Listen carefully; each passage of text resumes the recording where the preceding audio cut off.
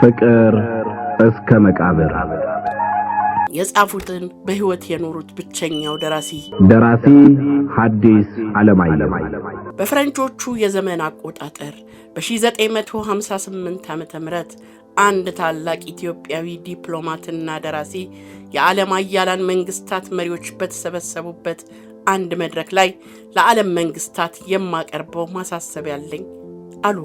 ሐሳባቸውን እንዲገልጹ እድሉ ተሰጣቸው።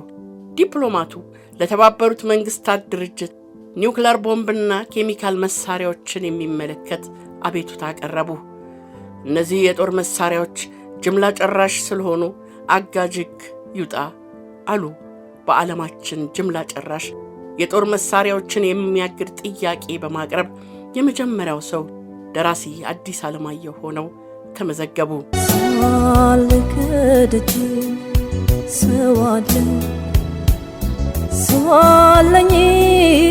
ደራሲ ሐዲስ ዓለማየሁ በወቅቱ በተባበሩት መንግስታት ድርጅት የኢትዮጵያ ቋሚ መልእክተኛ ነበሩ። ዓለም የኬሚካል ጦር መሳሪያዎችን እንዳትሰራና እንዳትጠቀም በሕግ ይታገድ የሚል ሰነድ አዘጋጅተው ለተባበሩት መንግስታት ድርጅት አቀረቡ። እንግሊዝ፣ ፈረንሳይና አሜሪካ በአቶ ሐዲስ ዓለማየሁ ሐሳብ ተደናገጡ። ነገሩ አሳሰባቸው። ሐሳቡ በመርህ ደረጃ ልክ እንደሆነ ቢታወቅም ታላላቆቹ ሀገራት ጥቅማቸውን ለአደጋ የሚያጋልጥ ሐሳብ መሆኑን ስላወቁ ሐዲስ ዓለማየሁን ሐሳብህን ከመድረክ አንሳው ወይም ዊዝድሮ አድርግ ብለው ጠየቋቸው። ሐዲስ ግን አሻፈረኝ አሉ። ትልልቆቹ ሀገራት ያላቸውን ድምፅና የዲፕሎማቲክ አቅም በመጠቀም በቀላሉ የሐዲስን ሐሳብ መጣል ቢችሉም ይህ ለፖለቲካ ታሪካቸው ጥቁር ነጥብ ስለሚፈጥር መጠንቀቅ ፈልገዋል። ስለዚህ ሐዲስ ዓለማየሁ ግዴለህም ሐሳብህን ተወው እያሉ ያባብሏቸው ጀመር። ሐዲስ ዓለማየሁ ጣሊያን ኢትዮጵያ ላይ የመርዝ ጋዝ በመጠቀም ያደረሰችውን ጉዳት በዓይናቸው የማየት ክፉ አጋጣሚ ገጥሟቸዋል። ኢትዮጵያውያን ለአሰቃቂ ሞትና ለዘግናኝ ስቃይ መዳረጋቸውን አይተው ልባቸው በሐዘን ቆስሏል። ከዓመታት በኋላ ዲፕሎማት ሲሆኑ በእኔ ሀገር ሕዝብ ላይ የደረሰ መከራ በሌላው ሕዝብ ላይ እንዲደገም ስለማልፈልግ ጅምላ ጨራሽ መሳሪያዎችን የሚያግድ ሕግ ይውጣ በማለት ለዓለም መንግስታት አቤቱታ አቀረቡ። የአሜሪካን ተግሳጽ፣ የእንግሊዝ ግልምጫ፣ የፈረንሳይ ምልጃን ችላ ብለው በአቋማቸው ጸኑ። ትልልቆቹ ሀገራት ሐዲስ ዓለማየሁን ማሳመን እንደማይቻላቸው ሲያምኑ ወደ አዲስ አበባ ስልክ መቱ። ለንጉሠ ነገሥቱ አሳሰቡ። አፄ ኃይለ ሥላሴ ሐዲስን አዘዟቸው። ነገሩን ተወው ተባሉ። ሐዲስ ያኔ እጅግ ተከፉ። ጥያቄን ዊዝድሮ አላደርግም፣ ነገር ግን ከንጉሥ ቃል ወጥቼ ልገፋበትም አልፈልግም፣ ጥያቄ በሪኮርድ ፋይል ሆኖ ይቀመጥልኝ አሉ። እንዳሉት ተደረገላቸው። ዛሬ ከግማሽ ክፍለ ዘመን በኋላ ዓለም የሐዲስ ዓለማየሁን ስጋት የምትሰጋበት ዘመን ሆኗል።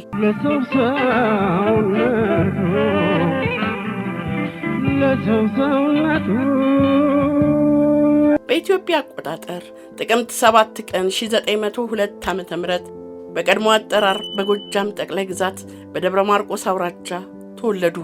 ታላቁ የብር ሰው ክቡር ዶክተር ሐዲስ ዓለማየሁ በደብረ ኤልያስ ባህላዊውን የቅኔና ዜማ ትምህርታቸውን ተከታትለዋል።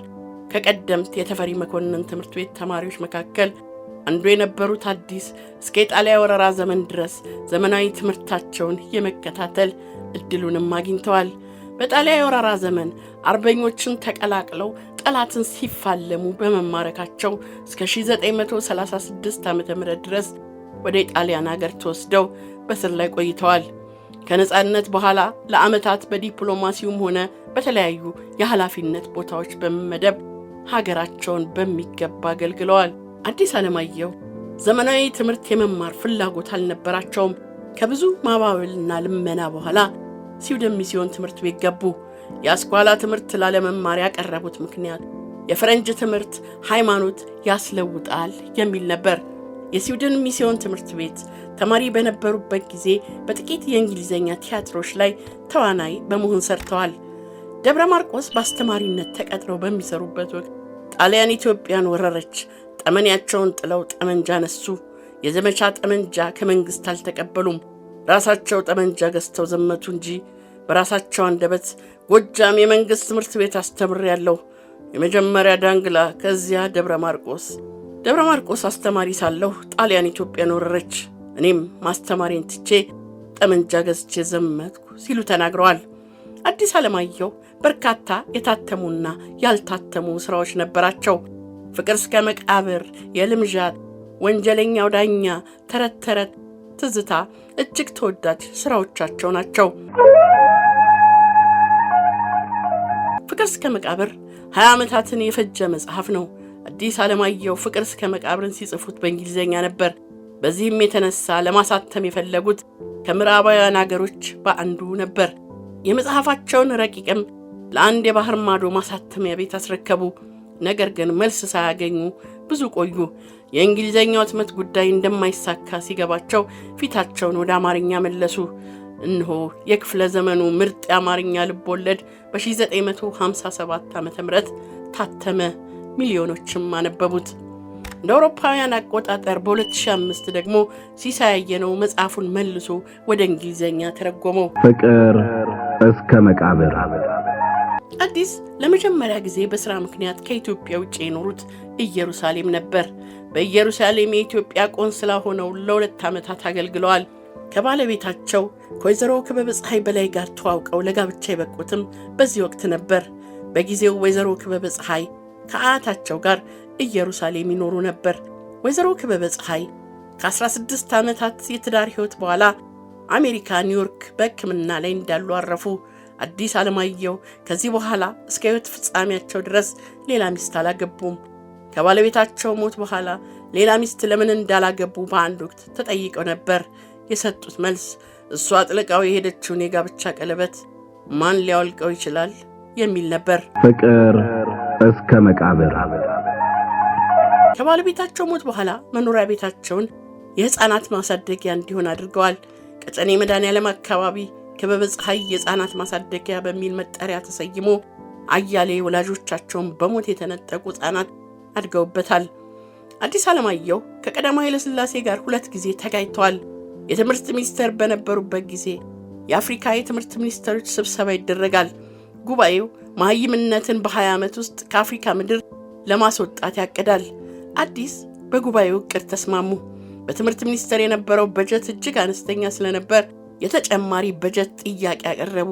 የተሰጣቸው መልስ አስገራሚ ነበር። የገንዘብ እጥረት በመኖሩ ከትምህርት ሚኒስተር በጀት ሩቡ ይቆረጥ የሚል ነበር። አዲስ በተሰጣቸው ምላሽ ተቆጡ። ስልጣናቸውን በገዛ ፈቃዳቸው ለቀቁ። የነ መንግስቱ ንዋይ የመፈንቅለ መንግስት ሙከራ በተደረገበት ወቅት የአዲስ ዓለማየሁ ጓደኞች ያለ ጥፋታቸው በሙከራው ተጠርጥረው ታሰሩ። አዲስ ስለ ጉዳዩ 13 ገጽ ልዩ ማስታወሻ ጽፈው ለጃንሆይ ሰጧቸው። ጃንሆይ ልዩ ማስታወሻውን አነበቡት። ጃንሆይ ልዩ ማስታወሻውን አንብበው የግስላን ያህል ተቆጡ። በልዩ ማስታወሻው የተካተተች ከንቱ ውዳሴ የምትል ሐረግ ጃንሆይን እጅግ አበሳጨቻቸው። አዲስ ቤተ መንግስት ተጠሩ።